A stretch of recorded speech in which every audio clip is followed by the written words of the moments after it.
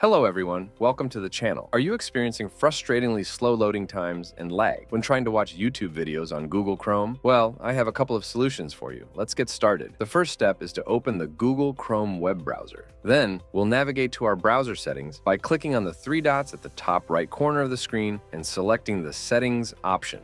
Once on this page, we'll click on the System section on the left side of the screen. From there, we need to turn off the Use Hardware Acceleration when available option. After disabling this, simply relaunch your Google Chrome web browser to apply the changes. Another solution to this problem is to disable any unnecessary Google Chrome extensions. If you have a lot of extensions enabled, they can consume significant resources from your browser and your PC. To do this, we'll open the extension section on the left side of our screen and then disable or turn off all the extensions that we don't need. If you have a VPN extension and an ad blocker like I do, they can also cause lagging or slow loading times. Try disabling the VPN and ad blocker in Google Chrome to see if this resolves the issue. Additionally, turn off any extensions that you don't need.